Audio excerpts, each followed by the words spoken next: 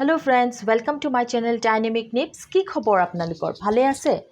মই আপোনালোকৰ মাজলৈ আজি এটা নতুন ৰেচিপি লৈ আহি আছোঁ, যিটো ৰেচিপি ল'ৰা ছোৱালীয়ে খুব ভাল পাব আৰু আপোনালোকৰ ঘৰলৈ কোনোবা গেষ্ট আহিলে ইমিডিয়েট বহুত জল্দি সোনকালে বনাই দিব পাৰিব। তো বহুত ভালো পাব তেওঁলোকেও খাই।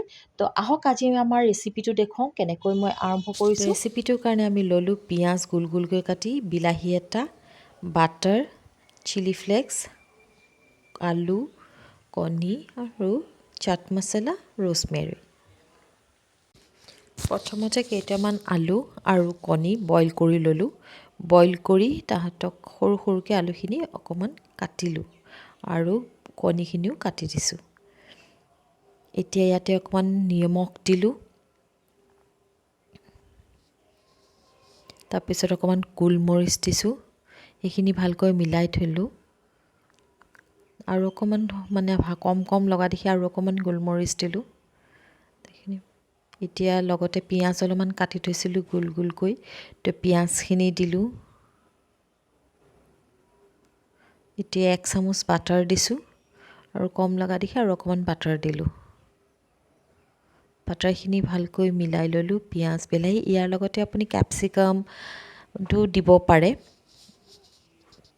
কিন্তু মোৰ ল'ৰাই কেপচিকাম ভাল নাপায়, তো সেইকাৰণে দিয়া নাই। চিলি ফ্লেক্স নাছিলে কাৰণে মই ঘৰৰে জলকীয়া অকণমান কাটি পেলাই তেনেকৈ দিছোঁ আৰু অকণমান চাট মছলা দিলোঁ। এতিয়া তাৰপিছত ৰোজমেৰী অলপ দিছোঁ। ইয়াতে অৰেগেনো আৰু আপুনি যদি চিলি ফ্লেক্স দিয়ে আৰু বেছি ধুনীয়া লাগিব। মোৰ তাত নাছিল কাৰণে মই এইখিনিয়ে দিছোঁ। এতিয়া যিকেইটা কণী কাটি থৈছিলোঁ সেইখিনি ভালকৈ সজাই দিছোঁ। 2টা জলকীয়াও দীঘল দীঘলকৈ কাটি লগাই দিছোঁ, সজাই দিলোঁ এনেকৈ। তাৰ ওপৰত অকণমান গোলমৰিচ দি দিছোঁ।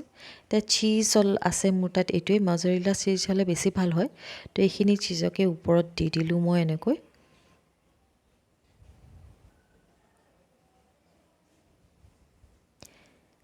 এতিয়া এইখিনি অতিজিত ভৰাই দিছোঁ। অতিজিত ভৰাই এইটো 200 ৰাখিছোঁ আৰু 10 মিনিট বা 15 মিনিটৰ কাৰণে এইখিনি মই বেক কৰিম। এতিয়া এইখিনি 10 মিনিট হৈ গ'ল বেক কৰা। এতিয়া চাওক কেনেকুৱা দেখিছে, চীজখিনিও ধুনীয়া হৈ গ'ল।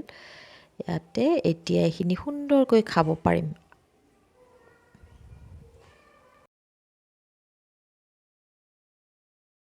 আপোনালোকে ৰেচিপিটো বাৰু কেনেকুৱা পালে? নিশ্চয় ভাল পালে।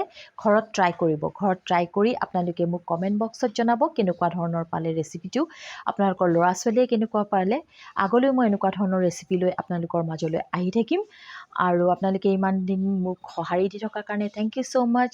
আৰু যোনে আজি এই মোৰ চেনেলটো নতুনকৈ চাইছে তেওঁলোকৰ কাৰণে মই আগতে যাতে আকৌ আগৰ ভিডিঅ'বোৰ চাব পাৰে, তাৰ কাৰণে বেল আইকনটো দবাই দিব যাতে ন'টিফিকেশ্যন পাই যায়। Thank you so' much for watching.